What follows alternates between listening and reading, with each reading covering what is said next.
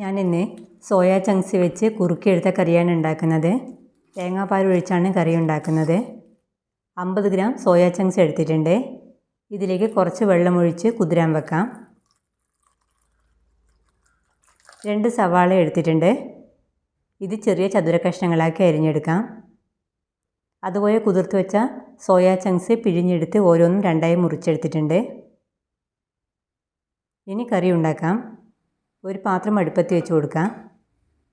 ഇതിലേക്ക് കുറച്ച് വെളിച്ചെണ്ണ ഒഴിച്ചു കൊടുക്കുന്നുണ്ട്. എണ്ണ ചൂടായ ശേഷം അരിഞ്ഞു വെച്ച സവാള ഇട്ട് കൊടുക്കാം.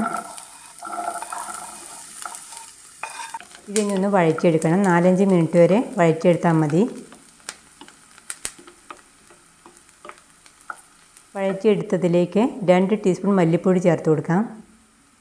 1.5 ടീസ്പൂൺ മുളക് പൊടി ഇടുന്നുണ്ട്. 1/4 ടീസ്പൂൺ മഞ്ഞൾപ്പൊടിയും 1/4 ടീസ്പൂൺ കുരുമുളക് പൊടിയും ചേർത്ത് കൊടുക്കാം. എല്ലാം കൂടി ഇളക്കി മൂപ്പിച്ചെടുക്കണം. ഇനി ഇതിലേക്ക് സോയാ ചങ്ക്സ് കഷ്ണങ്ങളാക്കിയത് ഇട്ട് കൊടുക്കാം.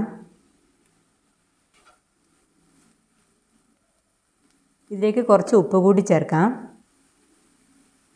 എല്ലാം കൂടി യോജിപ്പിച്ചെടുക്കാം. ഇനി ഇതിലേക്ക് 1 കപ്പ് തേങ്ങാപ്പാൽ ഒഴിച്ചു കൊടുക്കുന്നുണ്ട്. 2ാം പാലാണ് ഒഴിച്ചു കൊടുക്കുന്നത്. 2ാം പാൽ ഒഴിച്ച് തിളച്ച ശേഷം ചാറൊന്ന് കുറുകി വരണം.